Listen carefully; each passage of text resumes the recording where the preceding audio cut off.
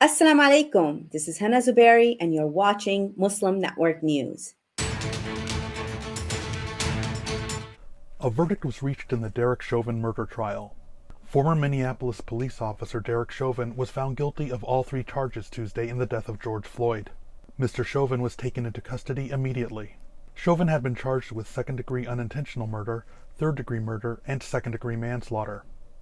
After hearing closing arguments Monday, the jury spent approximately 10 hours deliberating testimony from the 3-week trial before coming to a decision. The 12-member jury was composed of 6 white people and 6 people who were black or multiracial.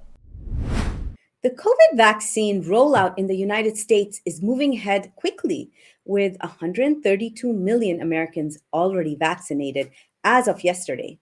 But 1/5 of senior citizens who are a high-risk group for the virus remain unvaccinated. Cindy Prince is a University of Florida epidemiologist. She told the New York Times this week that the issue could be one of access. Some seniors may have difficulty getting a vaccination site because they cannot or do not drive. Others do not feel safe from the virus if they have to go to crowded mass vaccination sites. In a positive sign of the vaccine's effectiveness, the U.S. Center for Disease Control reports that only 6,000 out of 84 million vaccinated Americans got COVID. In the meantime, the U.S. is reviewing reports of a handful of potential cases of severe side effects among people who received the Johnson & Johnson vaccine. The first Muslim mayor of Irvine, California, said that she faced prejudice due to strong anti Muslim sentiment. Farah Khan was elected on November 3rd and assumed the post in December in the city of nearly 300,000 residents. She told Anatolian News Agency she postponed her idea of running for office for several years because of a climate of anti Muslim hostility. But in 2020, she ran and defeated a 26-year incumbent. In the process, she said she faced Islamophobic threats and accusations of links to terrorism. She said her opponent filed a federal complaint against her for visiting Azerbaijan, a Muslim majority nation. Khan has big visions for her beloved Irvine. She said she wants to create an international hub in the city, provide access to business relocation, and create a diverse set of housing options while maintaining Irvine's vast open spaces.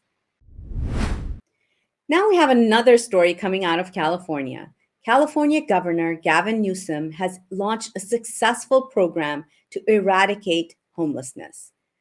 The Home Key program acquires hotels, motels, apartments, and other buildings to house the homeless. They're also able to access needed social services through the program. Those staying in these venues have been found to be arrested and assaulted less. As of January 2019, 27% of people experiencing homelessness in the entire United States are in California. Several other state governments, including Oregon and Washington, have since begun similar efforts as the Home Key program. Now, for a follow up on our story about climate change efforts by the United States and China. United States Secretary of State Antony Blinken is warning that the nation is falling behind China in the race to seize opportunities created by climate change. Calling China the largest producer and exporter of solar panels, wind turbines, batteries, and electrical vehicles, Blinken warned that Americans will lose if they don't catch up. He said every country on the planet must reduce emissions and prepare for the unavoidable impact of climate change. His comments came as the United States prepares to host a virtual summit of global leaders on the issue later this week. On April 17th, the United States and China issued a joint statement pledging urgent climate control measures after United States Special Envoy for Climate, John Kerry, wrapped up meetings with Chinese officials. Now we'll focus on stories from around the globe. Let's start with Rwanda.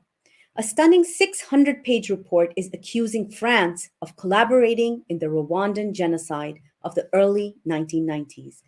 Commissioned by the Rwandan government, the report accuses France of enabling the genocide of at least 800,000 people between April and July 1994. The document was developed by American law firm Levi, Firestone, and Muse. It labels France a collaborator of the extremist Hutu regime of the time, which led to the slaughter of Rwandan's Tutsi minority. The report also holds France responsible for withholding critical documents and testimony in prosecuting the crimes. It also accuses France of pursuing its goal of greater power and influence in Africa at the expense of stopping genocide. France is a former colonial power that once controlled large swaths, parts of Africa until the middle of the 20th century. Rwanda's accusation gained traction as Muslims in the Central African Republic have similarly accused France. They say the former European colonial power also allowed the genocide of Muslims there over the last 7 years to maintain control of the republic's natural resources.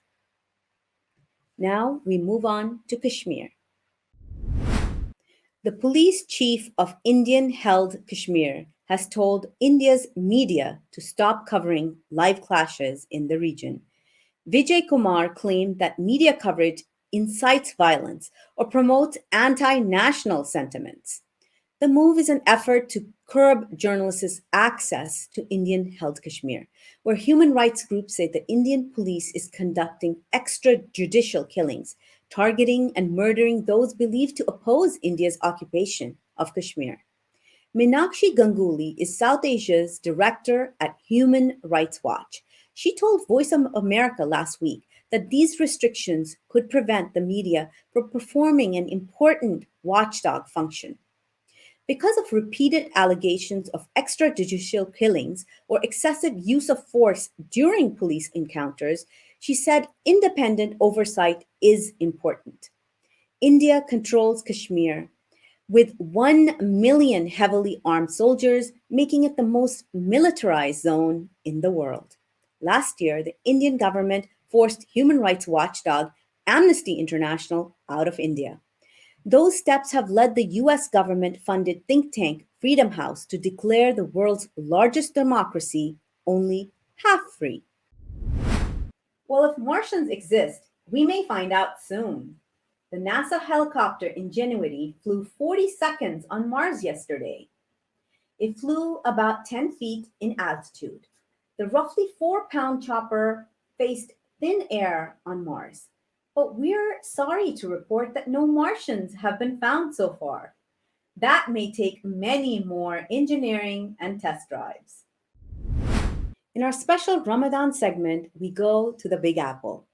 New York City has launched an Iftar on the Go program this Ramadan.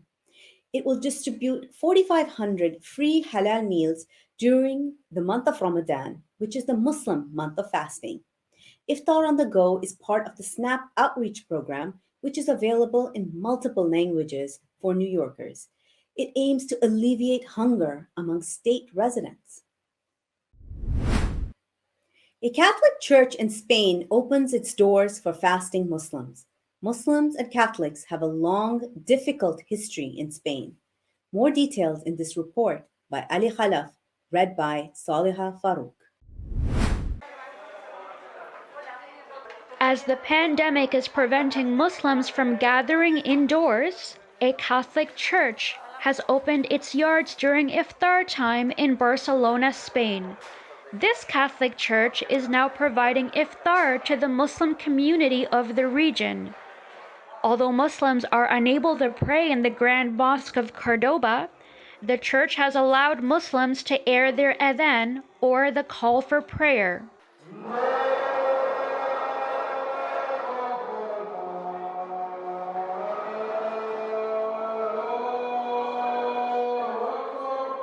The head of the Moroccan Women's Association, Fawzia Shati, said that this has created an intercultural dialogue and that Muslims and Christians are brothers.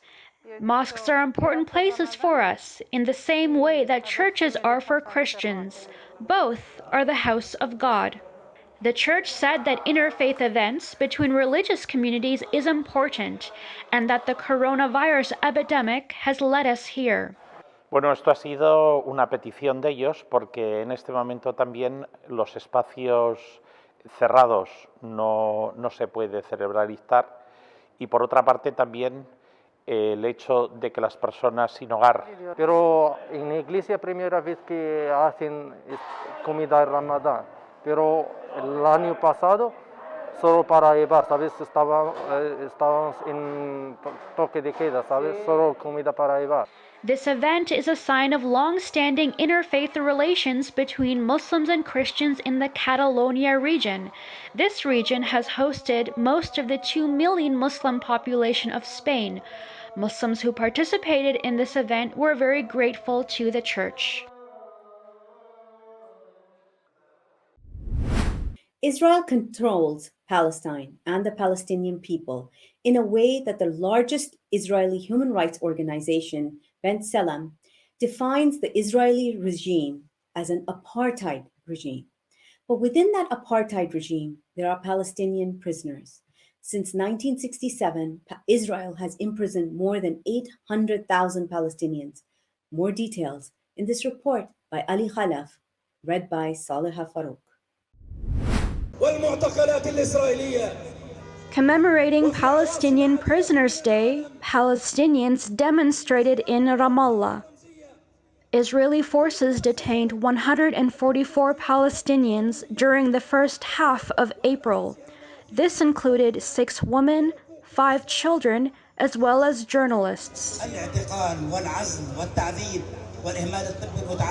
Israeli forces also arrested 4 candidates in the upcoming legislative elections. Media outlets say that last year had been the worst for Palestinian prisoners in Israeli prisons. Around 4,500 Palestinians are currently being held in Israeli detention centers, according to prisons' rights organizations. This number includes 160 children. Coming up next after the break, our in-depth analysis segment. We'll be right back after these messages.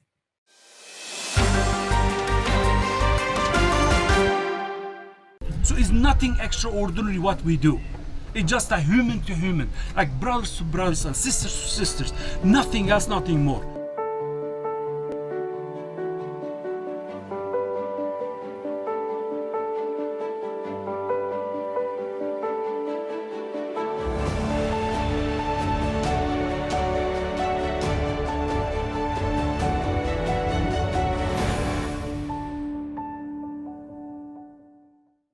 Our fellow Americans. Right now, the COVID-19 vaccines are available to millions of Americans. And soon, they will be available to everyone. The science is clear. These vaccines will protect you and those you love from this dangerous and deadly disease. They could save your life. So we urge you to get vaccinated when it's available to you. That's the first step to ending the pandemic and moving our country forward. It's up to you.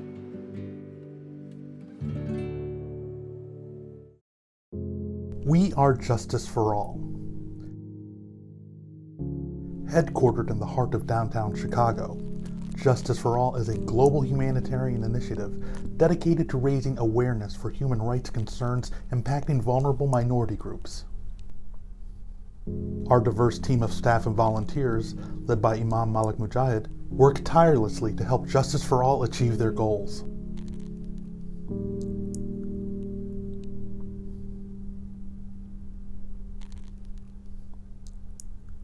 We promote policies that protect religious freedom, address the root causes of mass displacement, and recognize the plight of refugees and forced migrants. Together, we can continue to stand up for justice. Justice for all.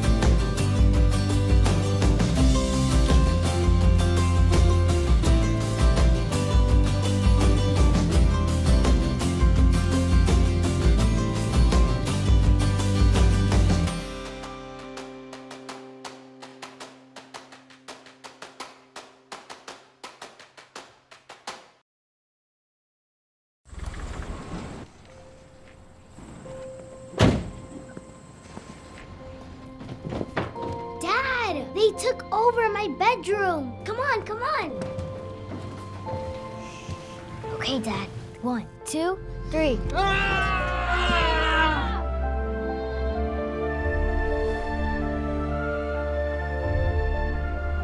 Dad!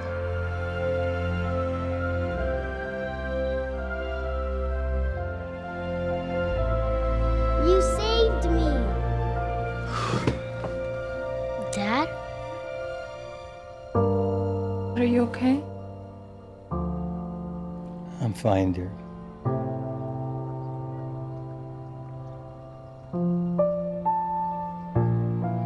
Your hero needs you now, and AARP is here to help. Find the care guides you need at aarp.org/caregiving.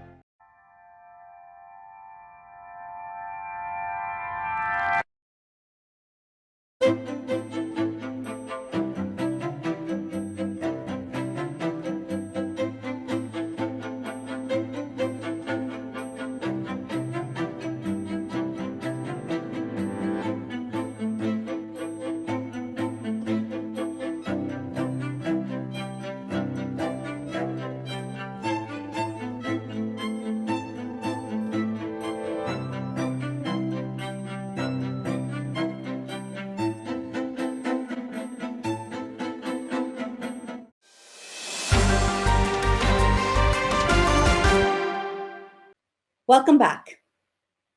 Yesterday, we shared a story about an Arizona professor who was accused of teaching anti-Islamic material and will receive a settlement of $155,000.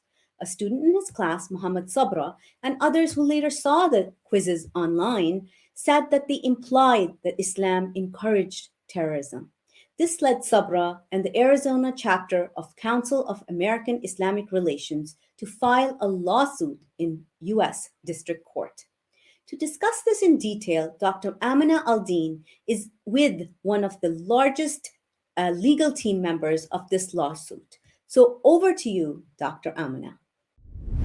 This is Dr. Amina Aldeen, and I want to say thank you, Hena Zuberi.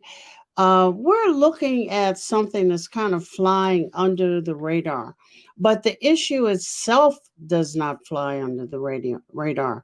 And that is, what is academic freedom? And do professors actually have the right to say anything, inserting their own, I don't know, political or religious feelings into talking about a faith tradition? With me today, I have Ahmed Susi,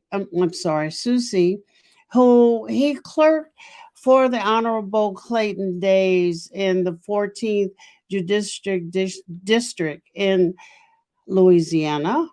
He graduated from Paul M. Herbert Law Center at Louisiana State University.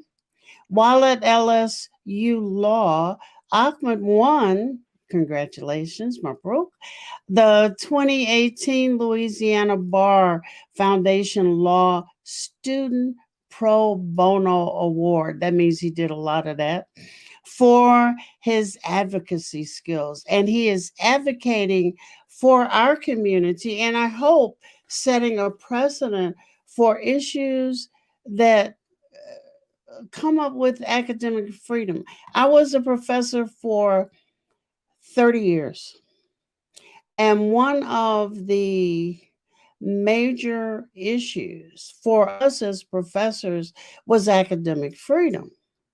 But it did not cover, I'm an Islamic studies professor, but it did not cover me saying anything or inserting my feelings about what I thought about Buddhism or Judaism or Sikhism or Christianity or anything else. That was not what academic freedom was about. So can you tell us, what is academic freedom about? Sure, and thank you for having me. So academic freedom is broad. Teachers do have a lot of rights when it comes to here of how they can teach, what they can teach. However, just like anything, there are restrictions, and the restrictions here that we're challenging come from the United States Constitution, specifically the First Amendment, and we're talking about freedom of religion. The freedom of religion has two clauses. There's the Establishment Clause and the Free Exercise Clause. And what the Establishment Clause means is that you cannot approve or disapprove of religion. We're saying that the teacher in this case was disapproving of religion with his false Islamophobic rhetoric in his course. What did he say? And so there are a lot of things he said, and I definitely recommend you all come to our CARES on a website so you can see our brief, which lists out everything. Okay. But let me just give you some of the most egregious examples in this introductory world politics class. So this isn't Islamic studies. This is an intro world politics class. He states that Muslims have sympathy for terrorism. Terrorism is justified by any significant legal scholar, that terrorism is also supported by the Quran, the Hadiths, and even the Prophet, peace be upon him. And there are multiple.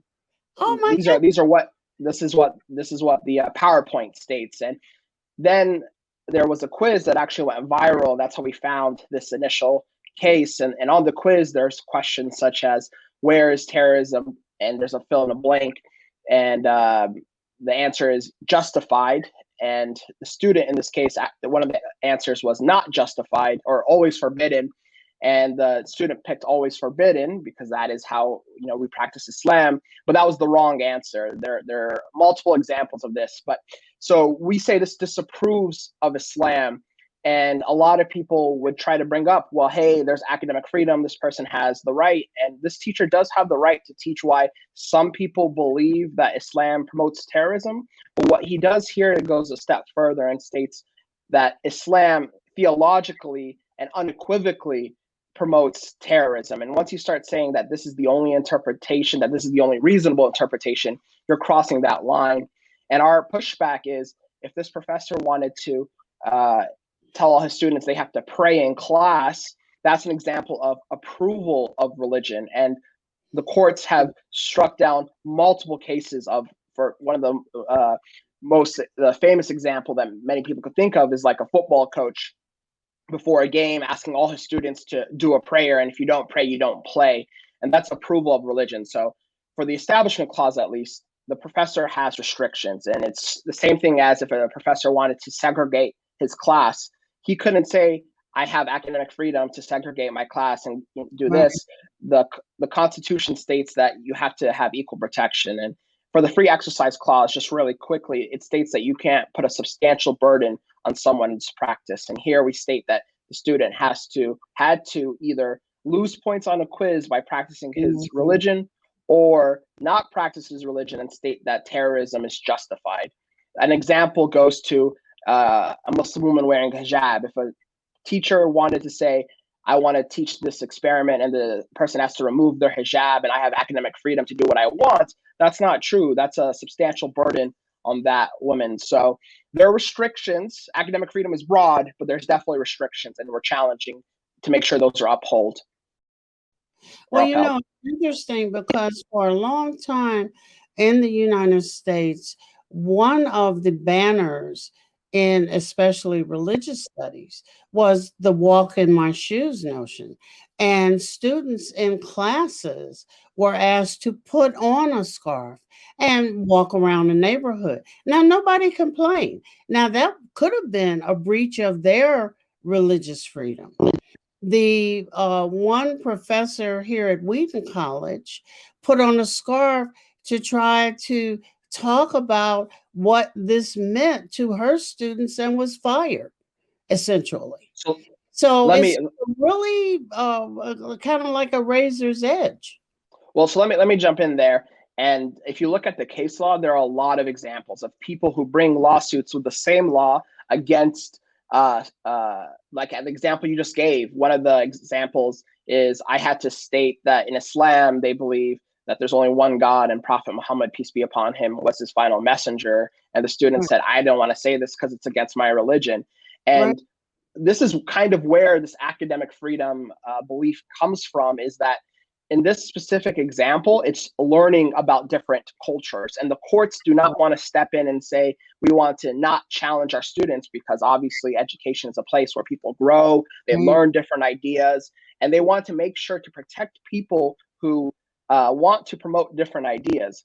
The issue here, which, and I want to be as clear as possible, that this academic freedom is broad and there's a lot of space, but it's once you pass that line and get into a place where you're actually saying, this is the only interpretation for the disapproval side. And then when you go to the free exercise substantial burden, it's when you're forcing someone to do something against their religion, right? So if you're just saying, we're doing an example where we're just learning about different cultures and we're doing an experiment where we wear a hijab, that won't really get into a level of substantial burden unless one of the tenets of your faith is not to wear anything on your head. Then it could kind of seem that way. But in this situation, the quiz question was not what do terrorists believe or what does this certain group or anything like that. It's just where in Islam is terrorism encouraged or where is Islam is terrorism justified. So it's not a thing where we're going to learn about different faiths. It's making a declaration saying terrorism, which we could all agree is one of the worst things people could do, and to equate it to a belief of a religion is where you start crossing the line. So the teacher in this case had a lot of room to teach the same things he wanted to teach, but had to do it in a way that didn't violate the Constitution. And we argue that he crossed that line obviously and clearly, and we hope the courts agree. I hope the courts agree too. Well, it seems as though the school settled with him. What does that mean? Yeah, so that's one of the most disappointing news of the last couple of weeks. So the school district, the teacher sued the school district, and I'm not 100% sure on what the exact claim is. There's an article that states it was defamation because the quiz questions were what went viral, and the actual school apologized right away, saying this is not what we teach here at this school. This is not what we do. But then the school district came in, and this is a community college. And the community college school district came in and said, you guys, the school rushed too quickly into this analysis, that the teacher had proper rights and you guys didn't follow them. And then they settled for $155,000. And what's very troubling is when you look at what was said, I highly doubt that they would settle with someone else for that amount of money. I mean, one of the quotes, one of the statements in the PowerPoint is Muslims have sympathy for terrorism. And if that was the only thing said, that still would be an egregious alarm, and not something where I could see a university paying out someone $155,000. This does not affect our case because it was a case between the teacher and the school district, but it's very disappointing when you see that taxpayers' dollars go into the increase of Islamophobia in our culture. Well, does that mean he's still teaching? Yeah, so I don't know about this semester, but up to last semester, he was still teaching this exact course, which is one of the reasons why we initially filed our lawsuits. The district court disagreed with our analysis, but we are appealing. We're in the Ninth Circuit right now, and we hope that the Ninth Circuit will agree that what this teacher is doing disapproves of religion and is a substantial burden on the student.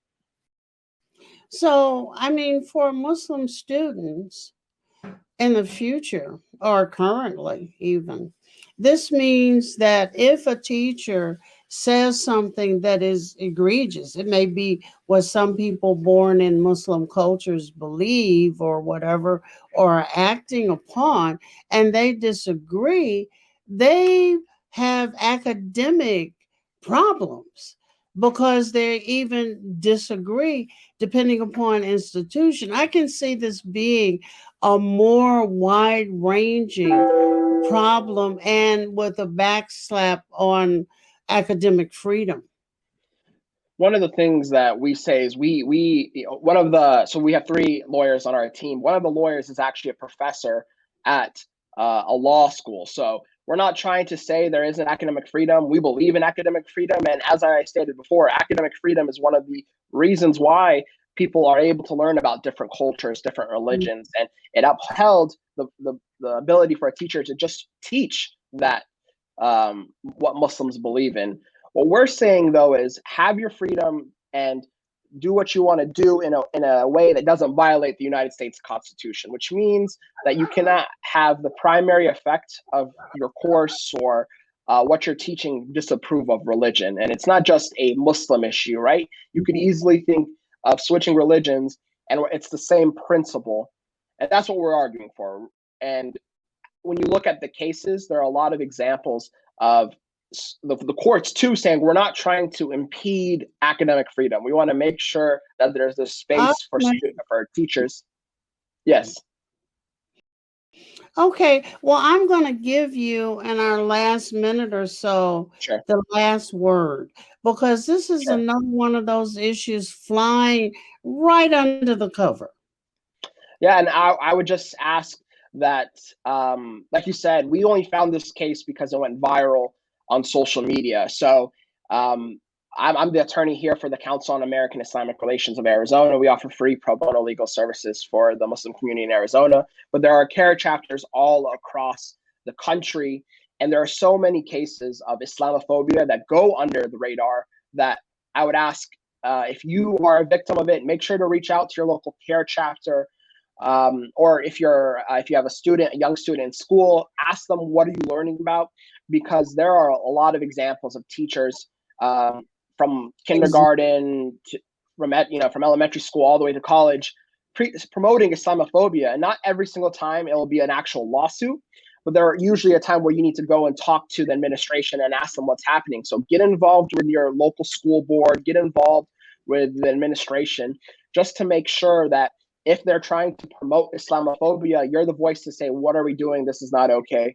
And get in contact with your local CARE chapter so you have the support when you go and deal with the administration. And that's what we just want to make sure, that discrimination and this belief and of educational Islamophobia is removed, and we don't have to have, and we can finally have equal protection under law.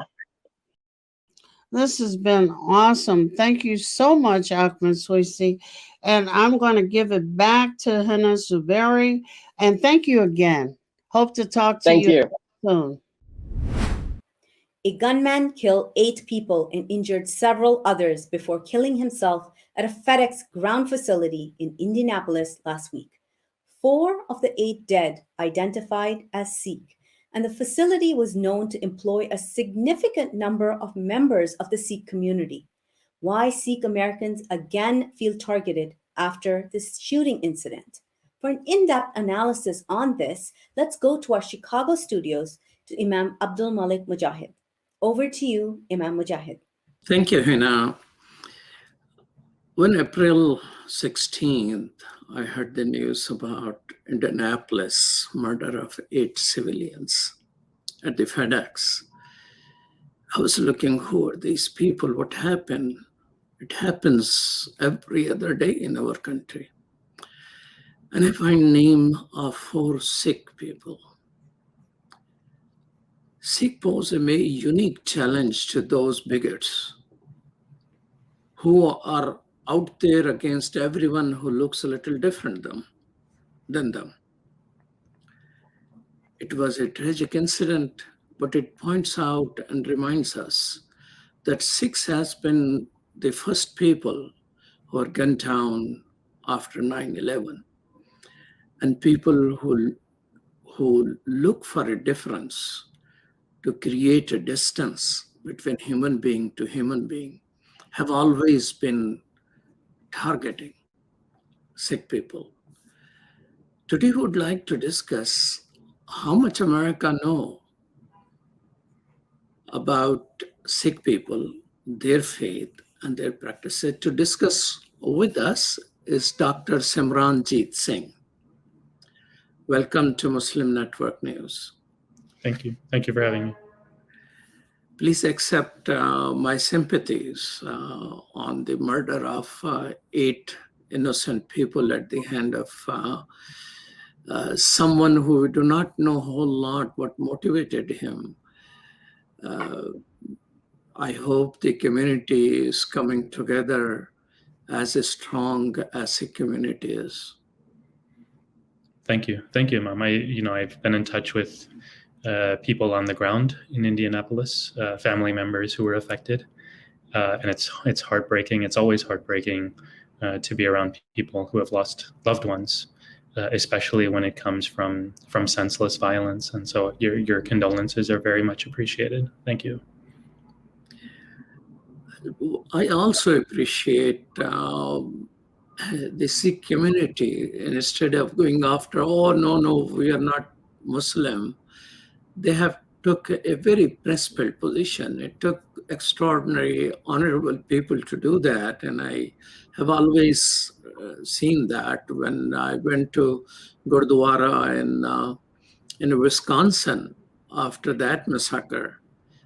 And I felt, I could feel the solidarity of the community with each other, but standing firm on the truth instead of going around saying some weak statement that, oh, we are different than the other people, which we are. Yeah, it's been a long lesson for us over the last 20 years, especially. It's 20 years now since the terrorist attacks of 9/11, and immediately afterwards, we, as a community, had to really figure out our response, because we knew when people attacked us because they thought we were a Muslim, we knew we would be safer if we said, actually, that's not us, we're not Muslims. But what we learned was, by saying that, we were suggesting to people that they go get Muslims instead. And that's not what we wanted to do. That's not part of our tradition. We don't believe that's the right thing to do. And we also believe that it doesn't make us any safer to deflect hate onto other communities. And we learned this from our tradition as Sikhs. Our gurus lived this way. They stood in solidarity with other communities when they were being persecuted, even if it meant being in harm's way themselves. And so I really learned from those examples of our history, of what it looks like to do the right thing, no matter the consequences. And so that's something that we all try to do every day. Thank you so much.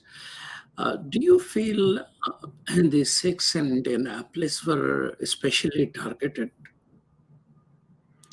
I do. Just today, police are reporting that he had been visiting white supremacist websites. We also know that the site that he targeted is a place where he used to work, and he knew that it was heavily populated by Punjabi Sikh immigrants, many of whom look like me with their beards and turbans and brown skin. And so the other factor here is, this wasn't a crime of convenience. It wasn't a crime of accident. It was premeditated. He went in with a plan to slaughter these people. And we don't have all the facts yet, and hopefully we will soon.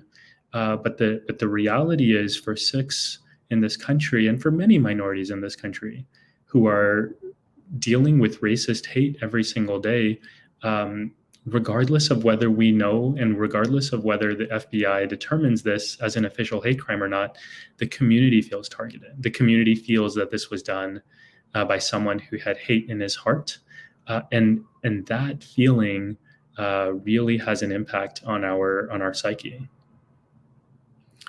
In the last week or so, twice I read your article at CNN.com, and one was specifically after this tragic incident, and you explain in a very beautiful manner what Sikh faith is.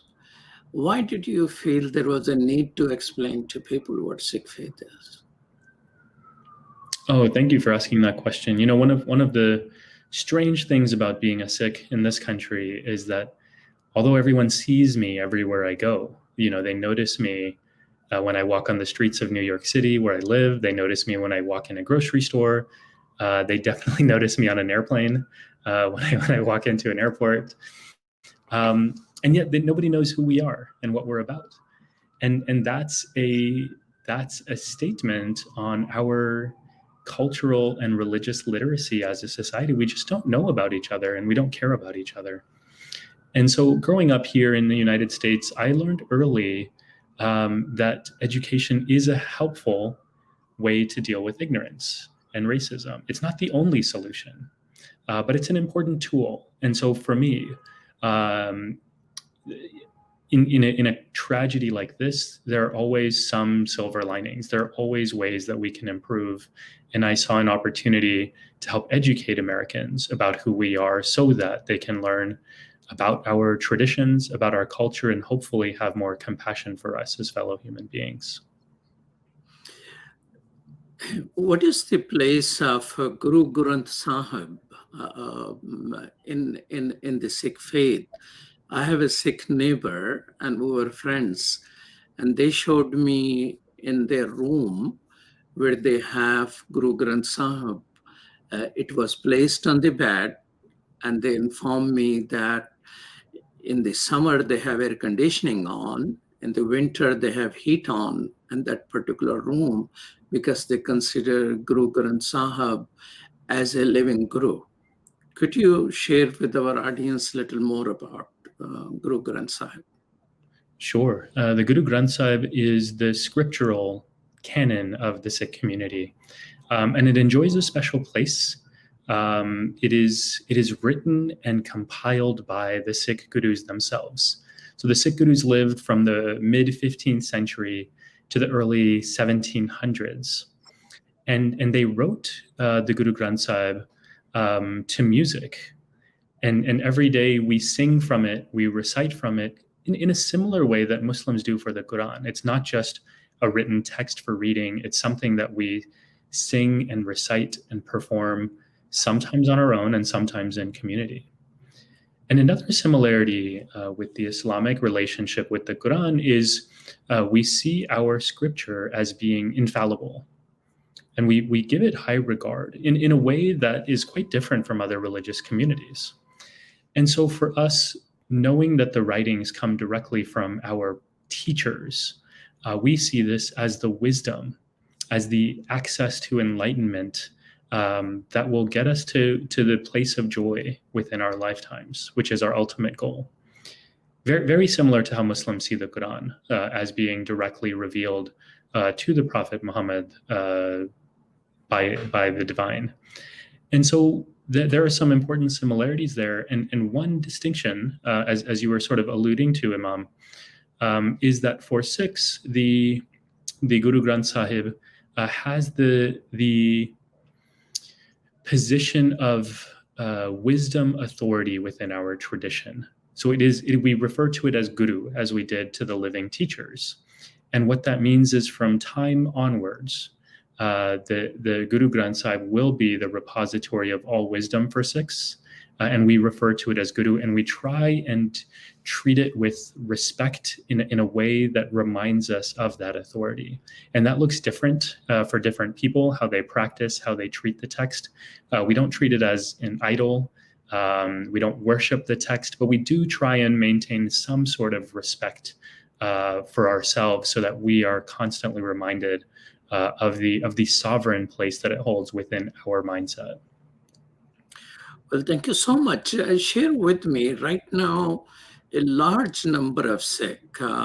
Initially, probably most were Sikhs in Indian farm protest, but now it's still the largest number. And it seems like a protest is ongoing for a very long period of time. But news is disappearing. What is the state of that? I'm asking you this question because you, along with another person, have an article at CNN advising Biden administration about better policies towards India instead of just taking it, enemy of China is my friend type of classical rhetoric. So tell us about that farmers' protest, and then we will talk a little bit about American understanding of the Indian government. Sure. Well, the farmers' protest is the largest protest in human history. And that's why it's so baffling that mainstream media is not covering it and not paying attention, even though it's still going on. It's a movement that was initiated by Punjabi Sikh farmers against repressive economic laws that were passed that would limit economic support for small farmers and advantage multinational corporations. So essentially, this protest is about inequity and injustice. And as part of our tradition as Sikhs, we are taught to always stand up to injustice. And so that's where it began. It swept up the country. There are people from states all over the country in India who are there on the ground in the capital city of New Delhi protesting. And the government's response has actually been, in a sense, exactly what you would expect, because this is how the government has often responded when minorities have led protests in India. Human rights violations, police brutality, beatings, moving out human rights organization, press repression. I mean, it's the sort of standard mode of tricks and tactics that we've seen from repressive regimes over the years. And so my article in CNN and what I believe really passionately is whether or not the government agrees with these protesters isn't even the point right now. It's these human rights violations that they're doing in broad daylight. Everyone's seeing them happen. We all know they're happening. And where is our government in that, right? Well, why hasn't the global community, global leadership stepped up and said anything? And you know, that I find incredibly frustrating, where we have a double standard of human rights. In some countries, we'll say something, we'll intervene, we'll insist that we force them to do better. And in other countries, we don't do that. And so this uneven application of what human rights ought to look like, it's incredibly frustrating as we look at our siblings all over the world who are struggling. Do you feel that human rights are always by nation states subjected to their national interest, or there are some examples of when people rise to human rights standard, even though it might go contrary to their national interest? You know, I think there's a tension within that question itself, because I think it's always in the national interest to stand up for human rights. And when we have done that as a global community, we have come together and become better because of it. If we look at the resistance against apartheid, for example, in South Africa, it's a beautiful example of an incredibly racist, inhumane policy that had been in existence for a long time. And the global community stepped up and said, we're not standing for this. And look how much better everyone is off after having participated in that. And so I think what happens is, so often we convince ourselves that national interest and international interest is economic interest. We'll say, well, this is in our best interest because we'll make the most money off of it. And that, I think, is what's happening with regard to China and India today. Right? People will say, and Americans will say, and different governments around the world will say, well, India is a massive economic partner. And if we say anything that might offend them, then we might hurt our economic benefit. But that's not the only way to measure success in this life. It's not the only way to measure national interest. And so I think when we limit our view of what is important, then we get lost. But when we broaden it to include the human dignity of everyone in our societies, we always win. And I think that's where we need to be looking as we move forward. I was looking this morning at the US State Department's report on human rights, country report on India. It has several human rights violations listed, but somehow it fails to connect the dots that why it is happening. You know, when they talk about China, they mention communism. They talk about Burma, they mention about 130 plus time military variable. But when it comes to India, there is not a single occasion they mention RSS, Rashtriya Swayamsevak Sangh, or Hindutva ideology. Is there a intentional thing not to connect the dots, or Is it that it is in our interest to ignore whatever happens in India in terms of human rights? Although I agree with your premise that it is in national interest to speak up for human rights. Yeah, no, I think, well, I can't speak to why they didn't include mention of right-wing extremist ideologies in India that are leading to these human rights violations. But what I can say is there's no question what's going on in India. The rise of ethno-nationalist movements, of Hindutva ideology, is really playing into these human rights violations. And if you look at the treatment of religious minorities across the board who don't fit into this Hindu nationalist vision, right? Whether it's the persecution of Muslims, probably the most highly persecuted group in India, of Christians, of Sikhs, of Jews, of Baha'i. I mean, it's across the board. And so there's no question about what this religious fundamentalism looks like and the impact that it has on the rights aspect of India's current anti-democratic fall. And the question becomes, what will it take for us to care? And that's true in other contexts too, right? Like, what will it take for us to care with the Rohingya crisis? What will it take for us to care about the ethnic cleansing of Uyghurs in China? The intervention, I think, is extremely limited and passive, and it's not acceptable given what's happening on the international stage right now. Well, thank you so much, Dr. Simranjit Singh, for your time. Truly appreciate the work which you do for justice and human rights, and of course, your own community, Sikh people. Thank you. Thank you. Thank you for having me. Nice to be with you, Imam. Back to you, Hena Zuberi. Thank you, Imam Mujahid. Well, that's all from our Washington, D.C. studios tonight. Thank you so much for watching Muslim Network News. For more, visit our website, muslimnetwork.tv. Good night and assalamu alaikum.